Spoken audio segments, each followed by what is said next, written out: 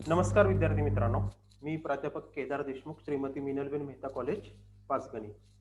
मागच्या लेक्चरला आपण accounts of professional या टॉपिक मधला जो थिअरीचा भाग आहे आणि जो पहिला प्रॉब्लेम आहे तो आपण मागच्या लेक्चरला आपण डिस्कस केला होता. आजच्या लेक्चरला आपण जो पुढचा प्रॉब्लेम आहे अकाउंट्स ऑफ प्रोफेशनलचा, तो आज आपण आजच्या लेक्चर्समध्ये काय करणार आहे तर डिस्कस करणार आहे.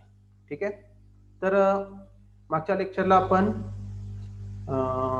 प्रॅक्टिकल जो प्रॉब्लेम होता त्याच्यामध्ये रिसिप्ट अँड पेमेंट अकाउंट दिल्यानंतर कशा पद्धतीने त्याचं पोस्टिंग केलं जातं, त्या पद्धतीने ऍडजस्टमेंट सुद्धा जर दिल्या तर कशा प्रकारे त्याचं पोस्टिंग केलं जातं, तर याचा अभ्यास आपण मागच्या लेक्चरला या ठिकाणी केला होता.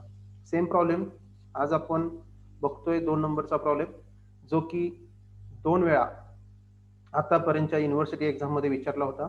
पहिला म्हणजे नोव्हेंबर 2018 साली हा प्रॉब्लेम विचारला होता. त्याच पद्धतीने नोव्हेंबर 2019 साली सेमिस्टर फर्स्ट मध्ये हा जो आजचा प्रॉब्लेम आपण घेणार आहे तो त्या ठिकाणी विचारला होता 10 मार्काला. ठीक आहे. आता याच्यामध्ये प्रिपेअर काय करायला सांगितलंय हे पहिल्यांदा बघणं खूप गरजेचं आहे. तुम्हाला या ठिकाणी काय प्रिपेअर करायला सांगितलंय? Prepare receipt and expenditure account for the year ended 31/3/2017. तुम्हाला फक्त आणि फक्त सोल्युशन मध्ये रिसिप्ट अँड एक्सपेंडिचर अकाउंट या ठिकाणी काय करायला सांगितलंय? तयार करायला सांगितलं आहे. बॅलन्स शीट तुम्हाला या ठिकाणी तयार करायची नाही, कारण बॅलन्स शीट इतकं प्रिपेअर करायला सांगितले नाही.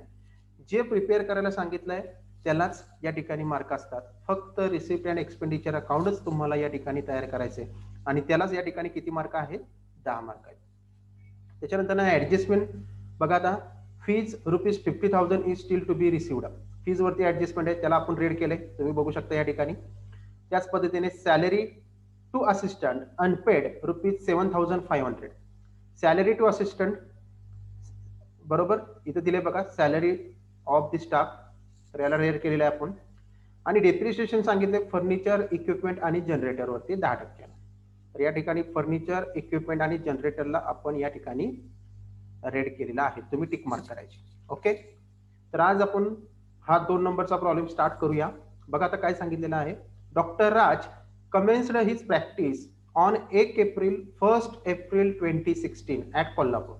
बघा, डॉक्टर राज हा डॉक्टर आहे, त्याने स्वतःची प्रॅक्टिस त्या ठिकाणी चालू केलेली आहे आणि ती प्रॅक्टिस कधी चालू केलेली आहे? बघा, 1 एप्रिल 2016ला, म्हणजे 1 एप्रिल 2016ला त्याने नुकतीच नवीन प्रॅक्टिस ऍज ए डॉक्टर म्हणून त्याने स्टार्ट केलेली आहे कोल्हापूरमध्ये. His receipt and payment account for the first year as follows. आणि पहिल्या वर्षाचं रिसिप्ट अँड पेमेंट अकाउंट त्यांचं या ठिकाणी दिलेलं आहे. आणि हे रिसिप्ट अँड पेमेंट अकाउंट कधीचं दिलंय? 31 मार्च 2017. बरोबर. म्हणजे आर्थिक वर्षाच्या शेवटी किती रुपयाची कॅश त्यांच्याकडे या 12 महिन्याच्या कालावधीमध्ये आली ते तुम्हाला रिसिप्ट साईडला दिलंय.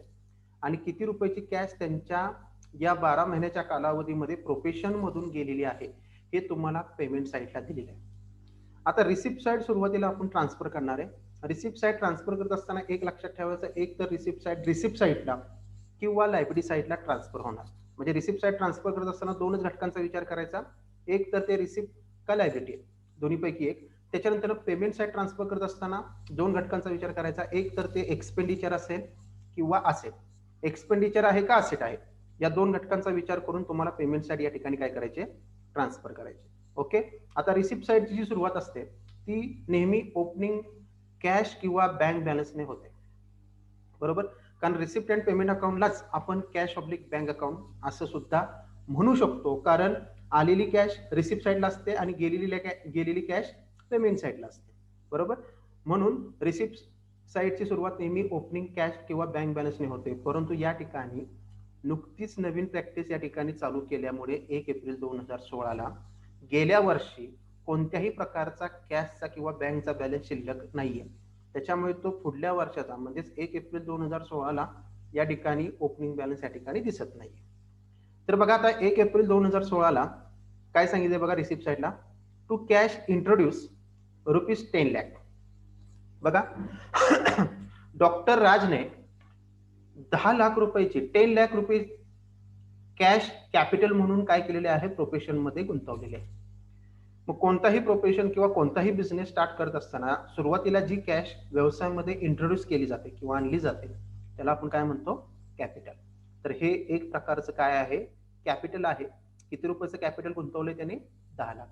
तर याचा इफेक्ट कुठे होणार, बॅलन्स शीटच्या लायबिलिटी साईडला, इनर कॉलमला.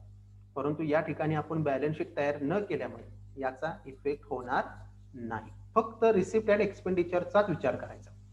रिसिप्ट अँड एक्सपेंडिचरशी रिलेटेड असणारे घटकच आपण काय करणार आहोत, रिसिप्ट अँड एक्सपेंडिचरला ट्रान्सफर करणार आहोत.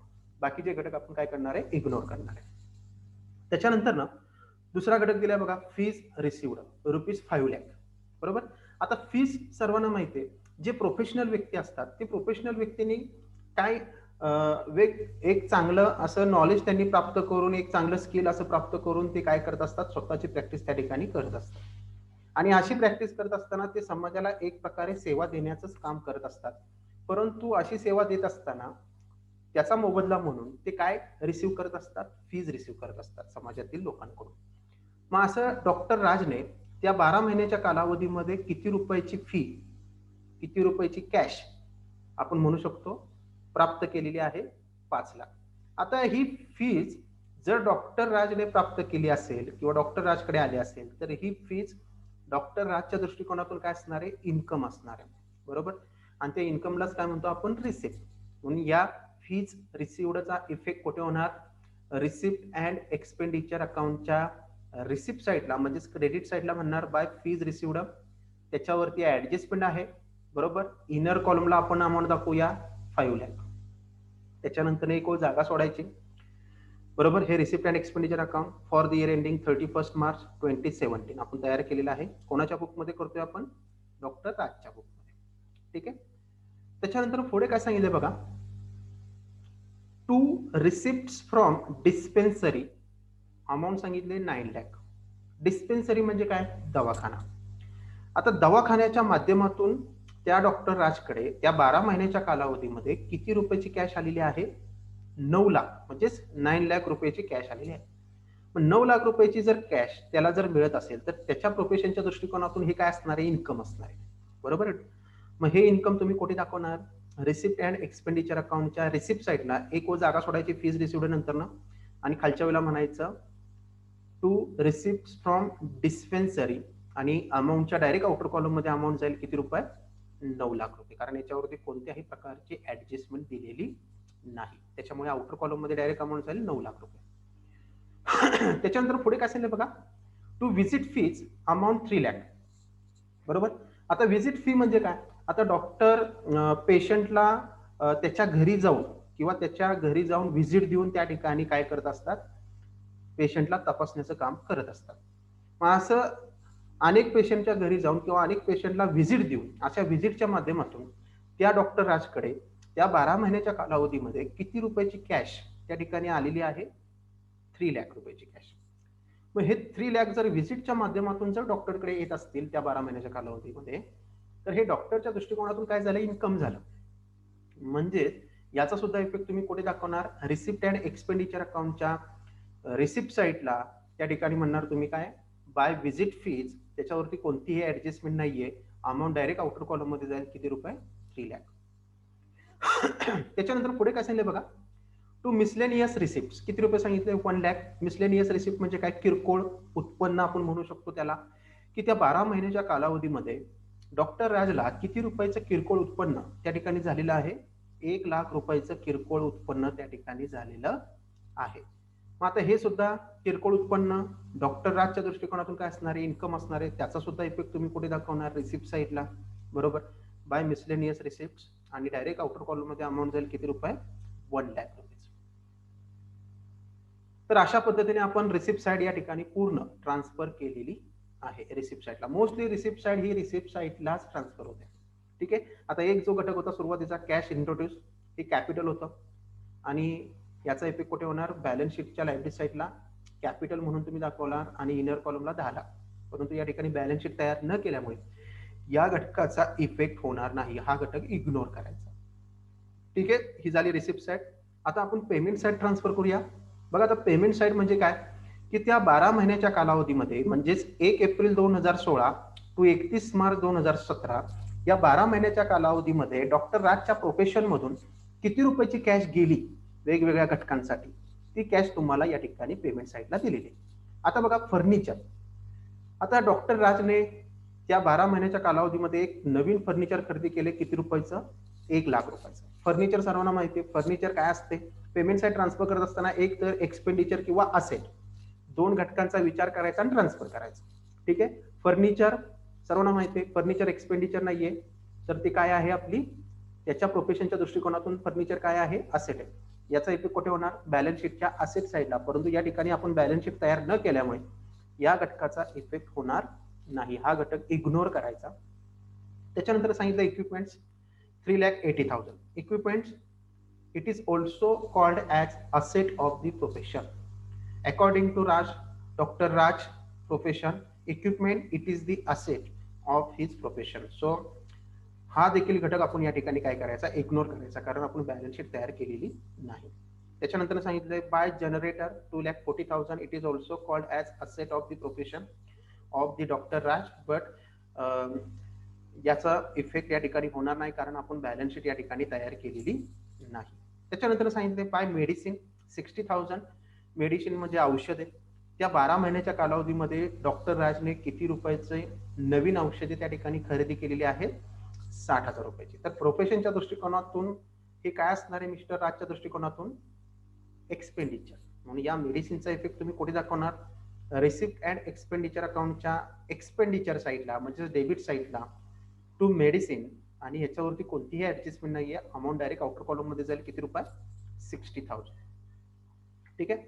त्याच्यानंतर सांगितलंय by salary of the staff ₹3,00,000. त्या 12 महिन्याच्या कालावधीमध्ये डॉक्टर राजने त्याच्या दवाखान्यामध्ये जो स्टाफ होता काम करणारा, त्या स्टाफला त्या 12 महिन्याच्या कालावधीमध्ये टोटल सॅलरी किती रुपये पेड केलेली आहे?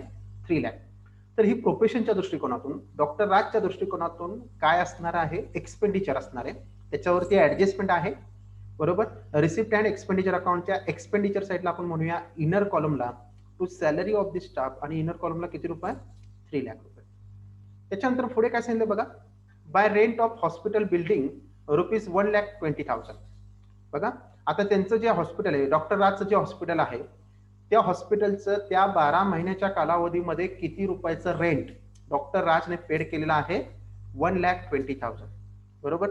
मग आता हे जर रेंट बिल्डिंगसाठी जर या ठिकाणी पेड केलं जात असेल, तर ते प्रोफेशनच्या दृष्टिकोनातून, डॉक्टर राजच्या दृष्टिकोनातून काय असणार आहे? एक्सपेंडिचर असणार आहे. म्हणून याचा इफेक्ट तुम्ही कुठे दाखवणार? सॅलरी ऑफ द स्टाफ नंतर एक जागा सोडायची, त्याच्यावरती ऍडजस्टमेंट आहे. एक्सपेंडिचर साईडला काय दाखवणार? To rent of hospital building, आणि याच्यावरती ऍडजस्टमेंट नाहीये. अमाऊंट डायरेक्ट आउटर कॉलम मध्ये जाईल. किती रुपये? 1,20,000. ओके. त्याच्यानंतर पुढे काय सांगितलं बघा, by office expenses. Office expenses is also treated as expenditure of the profession, so it should be transferred to receipt and expenditure account, expenditure side. Okay. तर एक्सपेंडिचर साईडला म्हणायचं टू ऑफिस एक्सपेन्सेस, आणि direct outer column मध्ये त्याची amount जाईल. किती रुपये? 74,000. Then next by sundry expenses. Sundry expenses म्हणजे काय? किरकोळ खर्च. त्या 12 महिन्याच्या कालावधीमध्ये डॉक्टर राजला प्रोफेशनसाठी काही किरकोळ खर्च त्या ठिकाणी करावा लागलाय, आणि तो किरकोळ खर्च किती रुपयाचा करावा लागलाय? 50,000. So sundry expenses it is also expenditure of the profession of doctor Raj, so it should be transferred to, or it should be show receipt and expenditure account expenditure side, that is to sundry expenses. There is no adjustment, so it will be transferred to outer column, that is 50,000. Okay. Then next, by drawings 4,60,000. What is drawings? Drawings is the amount when proprietor or owner of the business withdraws some amount from the business for their personal use or domestic use. That amount is called drawing. So आपण काय करत होतो? Drawing आतापर्यंत आपण काय करत होतो? Drawing म्हणजे काय? जर व्यवसायाच्या मालकाने जर स्वतःच्या वापरासाठी एखादी कॅश किंवा एखादी वस्तू जर बिझनेस मधून काढून घेतली, तर त्या वस्तूला किंवा त्या कॅशला आपण काय म्हणतो? ड्रॉइंग्स म्हणतो. आणि ड्रॉइंग्समुळे कॅपिटलचा बॅलन्स हा काय होतो? कमी होतो. म्हणून ड्रॉइंग्स तुम्ही काय करणार आहात? आपण काय करणार आहोत या ठिकाणी? जे बॅलन्स शीटच्या लायबिलिटी साईडला कॅपिटल जे दाखवलेलं आहे इनर कॉलमला 10 लाख रुपये, त्यातून हे ड्रॉइंगचे किती रुपये लेस करणार आपण 4,60,000 रुपये, आणि हे 4,60,000 रुपये लेस केल्यानंतर ना इनर कॉलमलाच त्या ठिकाणी आपण रक्कम त्या ठिकाणी दाखवणार आहे. कारण receipt and expenditure account close केल्यानंतर जो काही सरप्लस येईल, डिपॉझिट येईल, तो इफेक्ट दाखवल्यानंतर मग कॅपिटलची अमाऊंट आपण आउटला दाखवणार आहे. परंतु या ठिकाणी आपण बॅलन्स शीट तयार न केल्यामुळे या ड्रॉइंगचा इफेक्ट या ठिकाणी होणार नाही. ड्रॉइंग इग्नोर करायचं. त्याच्यानंतर नेक्स्ट सांगितलंय bye bank deposit ₹10 lakh. Okay, आता बँक डिपॉझिट हे प्रोफेशनच्या दृष्टिकोनातून, डॉक्टर राजच्या दृष्टिकोनातून काय असणार आहे? असेट असणार आहे. ओके, कारण बँकेमध्ये किती रुपयाची कॅश डिपॉझिट म्हणून डॉक्टर राजने ठेवलेली आहे? 10 लाख. मग बँकेमध्ये जर हे 10 लाख रुपये डिपॉझिटच्या माध्यमातून जर ठेवले असतील तर ती रक्कम डॉक्टर राज बँकेकडून काय करणार आहे? एनए म्हणून दाखवणार आहे. मग एनए असणारी रक्कम आपण कुठे दाखवतो? असेट साईडला. म्हणून बँक डिपॉझिट हे डॉक्टर राजच्या प्रोफेशनच्या दृष्टिकोनातून काय असणार आहे? असेट असणार आहे. याचा इफेक्ट तुम्ही कुठे करणार? बॅलन्स शीटच्या असेट साईडला. परंतु या ठिकाणी बॅलन्स शीट आपण तयार न केल्यामुळे याचा इफेक्ट होणार नाही. ठीक आहे. आणि शेवटी सांगितलंय पेमेंट साईडचा शेवट हा नेहमी आर्थिक वर्षाच्या शेवटचा क्लोजिंग बॅलन्स ऑफ कॅश किंवा बँकने होत असते. बघा, आता आर्थिक वर्षाच्या शेवटी डॉक्टर राजकडे किती रुपयाची कॅश शिल्लक आहे हे सगळे खर्च केल्यानंतर ना टोटल किती रुपयाची कॅश शिल्लक आहे? 16,000 रुपयाची. बरोबर. आणि कॅश बॅलन्स हा क्लोजिंग बॅलन्स आहे आणि आपण क्लोजिंग बॅलन्स तयार केलं असतं सोल्युशन मध्ये, परंतु या ठिकाणी बॅलन्स शीट तयार न केल्यामुळे या कॅशचा इफेक्ट या ठिकाणी होणार नाही, कारण कॅश आपली काय असते? असेट असते. ठीक आहे. आता रिसिप्ट अँड पेमेंट अकाउंट आपलं ट्रान्सफर करून झालेलं आहे. रिसिप्ट अँड पेमेंट अकाउंट हे प्रश्नामध्ये दिलं जातं आणि प्रश्नाचा फक्त आणि फक्त एकच इफेक्ट होतो, डबल इफेक्ट होत नाही. आपण एक एक इफेक्ट दिलेले आहेत. आता इथून पुढे आपण बघूया अदर इन्फॉर्मेशन म्हणजेच ऍडजस्टमेंट. आता इथून पुढे प्रत्येक ऍडजस्टमेंटचे किती इफेक्ट करायचे? 2 इफेक्ट करायचे. बघा, पहिले ऍडजस्टमेंट काय सांगितले? Fees ₹50,000 is still to be received. अजून फीचे किती रुपये येणे बाकी आहेत असं या ठिकाणी सांगितलेले आहे तुम्हाला? 50,000. आता बघा, फीज रिसिव्ड आपण दाखवले रिसिप्ट साईडला. बरोबर. त्या 12 महिन्याच्या कालावधीमध्ये किती रुपयाची फी रिसिव्ड झालेली आहे? 5 लाख. अजून त्या 12 महिन्याचे किती रुपये फीच्या माध्यमातून येणं बाकी आहे? 50,000. बरोबर. आणि हे 50,000 रुपये चालू वर्षाचेच असल्यामुळे हे चालू वर्षाच्या रकमेमध्ये तुम्ही काय करणार? ऍड करणार. येणं बाकी असले त्यालाच काय म्हणतो आपण? आउटस्टँडिंग. आणि आउटस्टँडिंग सर्वांना माहिती आहे, करंट पिरियडचा आउटस्टँडिंग आपण नेहमी काय करतो? ऍड करतो. म्हणजे आउटरला नेट अमाऊंट जाईल फीज रिसिव्डची किती रुपये? 5,50,000 रुपये. बरोबर. याचा अर्थ काय की चालू वर्षामध्ये फीजच्या माध्यमातून 5,50,000 रुपये आपल्याला येणार होते, परंतु यापैकी फक्त 12 महिन्याच्या कालावधीमध्ये आपल्याला किती रुपये मिळाले? फक्त 5 लाख रुपये मिळाले. म्हणजे किती रुपये अजून मिळाले नव्हते? 50,000. मग हे काय करणार आपण? त्या 5 लाख रुपयामध्ये हे चालू वर्षाचे 50,000 रुपये काय करणार? ऍड करणार, कारण हे चालू वर्षाचे आहेत आणि टोटल नेट अमाऊंट आउटला जाईल 5,50,000. ठीक आहे. याचा दुसरा इफेक्ट बघा, आउटस्टँडिंग दाखवलंय. आउटस्टँडिंग इन्कम बघा, रिसिप्ट साईडला दाखवलंय म्हणजे हे काय आहे? आपलं आउटस्टँडिंग इन्कम. आणि outstanding income is our asset. याचा दुसरा इफेक्ट कुठे होणार? बॅलन्स शीटच्या असेट साईडला आउटस्टँडिंग फीज रिसिव्ड आणि अमाऊंटच्या डायरेक्ट आउटर कॉलम मध्ये जाईल 50,000. परंतु या ठिकाणी बॅलन्स शीट तयार न केल्यामुळे याचा दुसरा इफेक्ट या ठिकाणी मात्र होणार नाही. आता मी तुम्हाला मागच्या प्रॉब्लेम मध्ये सांगितलं होतं की आउटस्टँडिंग इन्कमच्या बाबतीत तुम्हाला किती इफेक्ट दाखवायचे? 4 इफेक्ट दाखवायचे. बरोबर आहे. कारण आउटस्टँडिंग इन्कम जे तुम्ही दाखवता तो आपल्याला ते इन्कम काय करावं लागतं? नलिफाय करावं लागतं. नलिफाय करणे म्हणजे विरुद्ध साईडला त्याचं पोस्टिंग करायचं. बरोबर. आता 2 इफेक्ट सर्वांना माहिती आहेत. रिसिप्ट साईड मध्ये पहिला इफेक्ट आपण काय केला? ऍड केला इथं 50,000 रुपये. दुसरा इफेक्ट कुठे होणार? बॅलन्स शीटच्या असेट साईडला. तिसरा इफेक्ट कुठे होणार? रिसिप्ट अँड एक्सपेंडिचर अकाउंटच्या डेबिट साईडला म्हणजेच एक्सपेंडिचर साईडला. बरोबर. प्रोव्हिजन म्हणून तुम्ही दाखवणार. बरोबर.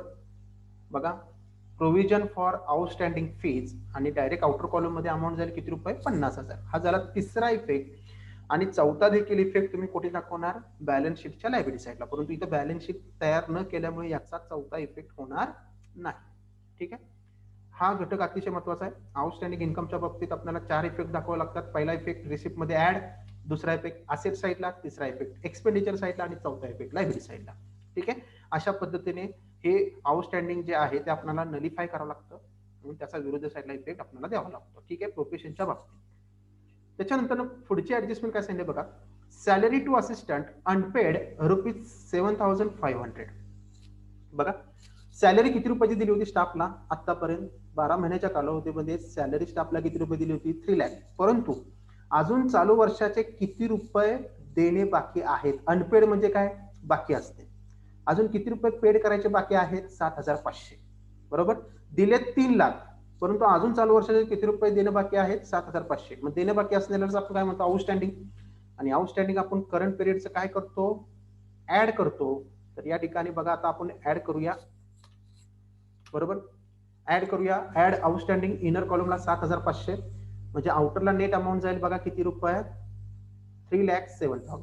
ठीक आहे, याचा अर्थ काय, चालू वर्षामध्ये सॅलरीचे डॉक्टर राजला किती रुपये द्यायचे होते? 3,07,500, 3,07,500. परंतु डॉक्टर राजने फक्त किती रुपये दिले त्या 12 महिन्याच्या कालावधीमध्ये? 3 लाख. अजून किती रुपये द्यायचे होते? 7,500, सॉरी 7,500. म्हणून हे 7,500 काय केले, चालू वर्षाचे असल्यामुळे ऍड केले आउटस्टँडिंग म्हणून. बरोबर, आता याचा दुसरा इफेक्ट कुठे होणार? आउटस्टँडिंग एक्सपेन्सेस, एक्सपेंडिचर साईडला लिहिले, म्हणजे याचा अर्थ काय होतो, आउटस्टँडिंग एक्सपेन्सेस. एक्सपेन्सेसची रक्कम आपण देतो, म्हणजे देणे बाकी आहे. देणे बाकी असणाराचा दुसरा इफेक्ट कुठे करणार आपण? लायबिलिटी साईडला, कारण लायबिलिटी साईडला आपण देणी रक्कम दाखवतो. म्हणून बॅलन्स शीटच्या लायबिलिटी साईडला आपण दुसरा इफेक्ट करणार, outstanding salary of the staff अमाऊंटच्या डायरेक्ट आउटर कॉलम मध्ये 7,500. परंतु याचा दुसरा इफेक्ट होणार नाही, कारण आपण या ठिकाणी बॅलन्स शीट तयार केलेली नाही. ठीक आहे, तिसरी ऍडजस्टमेंट बघा आता, जी की सर्वांना माहितच आहे. Depreciation furniture equipment and generator by 10%. Furniture equipment आणि जनरेटर वरती 10% डेप्रिशिएशन आपल्याला सांगितलेलं आहे. आणि डेप्रिशिएशन सर्वांना माहिती आपला लॉस आहे, त्याचा इफेक्ट कुठे दाखवणार आपण? असेट मधून लेस करणार, आणि दुसरा इफेक्ट कुठे दाखवणार? एक्सपेंडिचर साईडला. परंतु या ठिकाणी बॅलन्स शीट तयार न केल्यामुळे याचा पहिला इफेक्ट होणार नाही, फक्त दुसरा इफेक्ट होईल एक्सपेंडिचर साईडला. बघा आता कसं होणार. आता बघा, फर्निचर किती रुपये दिलंय? 1 लाख. 1 लाख 1 लाखावरती जर 10% काढलं तर किती येणार? 10,000. बरोबर, या 10,000 रुपयाचा दुसरा पोस्टिंग आपण म्हणूया एक्सपेंडिचर साईडला, टू डेप्रिशिएशन, त्याला अंडरलाईन मारूया, खाली म्हणूया टू फर्निचर. 1 लाखावरती जर 10% काढलं तर डेप्रिशिएशन किती येणार? इनर कॉलमला 10,000. त्याच पद्धतीने इक्विपमेंट वरती सुद्धा 10% सांगितलंय. इक्विपमेंट आहे 3,80,000. 3,80,000 इंटू 10%, टोटल डेप्रिशिएशन किती येणार? दुसरा आकडा म्हणूया आपण या ठिकाणी, इक्विपमेंट्स बरोबर 3,80,000 वरती किती येणार? 38,000. ओके, आणि जनरेटर वरती सुद्धा 10% सांगितलंय. जनरेटर किती सांगितलंय? 2,40,000 इंटू 10% जर केलं तर जनरेटर वरती सुद्धा डेप्रिशिएशन या ठिकाणी किती येणार आहे? 24,000. ठीक आहे, तुम्ही बघताय स्क्रीनवरती. आणि या तिघांचे टोटल करून आउटरला टोटल डेप्रिशिएशन जाईल किती रुपये? 72,000. ठीक आहे, अशा पद्धतीने आपण त्याचं दुसरं पोस्टिंग कुठे करणार? तुम्ही बॅलन्स शीटच्या असेट साईडला जे फर्निचर, इक्विपमेंट आणि जनरेटर दाखवलेलं आहे त्यातून लेस करणार. बरोबर, आणि नेट अमाऊंट आउटला ट्रान्सफर करणार. परंतु या ठिकाणी बॅलन्स शीट तयार न केल्यामुळे याचा दुसरा इफेक्ट होणार नाही. तर असा अगदी छोटासा प्रॉब्लेम, जो की तुम्हाला फक्त या ठिकाणी काय सांगितलं होतं, रिसिप्ट अँड एक्सपेंडिचर अकाउंट तयार करा म्हणून, तो किती मार्काला आहे? 10 मार्काला. बरोबर, तर अशा पद्धतीने आपण रिसिप्ट अँड एक्सपेंडिचर अकाउंटला सगळे घटक ट्रान्सफर केलेले आहेत. आता रिसिप्ट अँड एक्सपेंडिचर अकाउंट आपण क्लोज करूया. बघा, रिसिप्ट अँड एक्सपेंडिचरची क्रेडिट साईड मोठी येते 18,50,000, ते डेबिट साईडला घेऊया आपण 18,50,000. या टोटल मधून 60,000, 3,07,500, 1,20,000, 74,000, 50,000, 50,000 अँड 72,000 जर लेस केलं तर या ठिकाणी बॅलन्स राहतोय बघा, तुम्हाला स्क्रीनवरती दिसतोय 11,16,500. ठीक आहे, आता याला काय म्हणायचं? प्रोफेशनच्या भाषेमध्ये याला आपण काय म्हणतो बघा, excess of receipt over expenditure. तुम्ही नॉट फॉर प्रॉफिट कन्सर्न मध्ये शिकला होता 12वीला. Excess of income over expenditure काय असतो? सरप्लस असतो. म्हणजे बघा, आता इन्कम जास्त आले खर्चापेक्षा, इन्कम जर खर्चापेक्षा जास्त आलं तर आपल्याला काय होणार, प्रॉफिट होणार, आणि त्या प्रॉफिटलाच प्रोफेशनच्या भाषेमध्ये आपण काय म्हणतो, सरप्लस. तर याला म्हणायचं टू सरप्लस, खाली कंसामध्ये म्हणायचं बॅलन्सिंग फिगर, किती रुपयाचा सरप्लस किंवा किती रुपयाचा प्रॉफिट डॉक्टर राजला या प्रोफेशनच्या माध्यमातून त्या एका वर्षामध्ये झाला 11,16,500. बरोबर. आता हा सरप्लस तुम्ही काय करणार, पुढे बॅलन्स शीटच्या लायबिलिटी साईडला जे कॅपिटल दाखवले तुम्ही त्यातून ड्रॉइंग लेस केलंय, त्यामध्ये हा सरप्लस किंवा प्रॉफिटमुळे कॅपिटलचा बॅलन्स वाढतो म्हणून कॅपिटलमध्ये काय करणार, ऍड करणार आणि नेट अमाऊंट आउटरला लिहिणार आणि त्याच्यानंतर बॅलन्स शीट क्लोज करणार. तर अशा पद्धतीने आपण रिसिप्ट अँड एक्सपेंडिचर अकाउंट या ठिकाणी तयार केलेला आहे. कशा पद्धतीने पोस्टिंग करायचं, बरोबर, तर त्याचा अभ्यास आपण आजच्या प्रॉब्लेम मध्ये बघितलेला आहे. अगदी सोपा प्रॉब्लेम होता. शिवाजी युनिव्हर्सिटीच्या नोव्हेंबर 2018 आणि नोव्हेंबर 2019 म्हणजे 2 वेळा हा प्रॉब्लेम युनिव्हर्सिटीच्या एक्झाम मध्ये विचारला होता. तर तो प्रॉब्लेम मी तुम्हाला आजच्या प्रॉब्लेम मध्ये 2 नंबरच्या प्रॉब्लेम मध्ये एक्सप्लेन करून दिलेला आहे. तर सर्वांनी हा जो प्रॉब्लेम आहे, या प्रॉब्लेमची जी काय पीडीएफ आहे मी तुम्हाला ग्रुपला शेअर करतो. सर्वांनी आपल्या वहीमध्ये नोटबुकमध्ये हा प्रॉब्लेम नोट डाऊन करून ठेवा. कॉलेज चालू झाल्यानंतर प्रत्येकाच्या नोटबुक मी चेक करणार आहे. सर्वांच्या बुकमध्ये हे प्रॉब्लेम असलेच पाहिजे. ठीक आहे. अशा पद्धतीने आपण या ठिकाणी हा प्रॉब्लेम बघितलेला आहे. ठीक आहे. तर पुढच्या तासाला आपण 3 नंबरचा प्रॉब्लेम बघूया. तर आज मी तुमची रजा घेतो. धन्यवाद.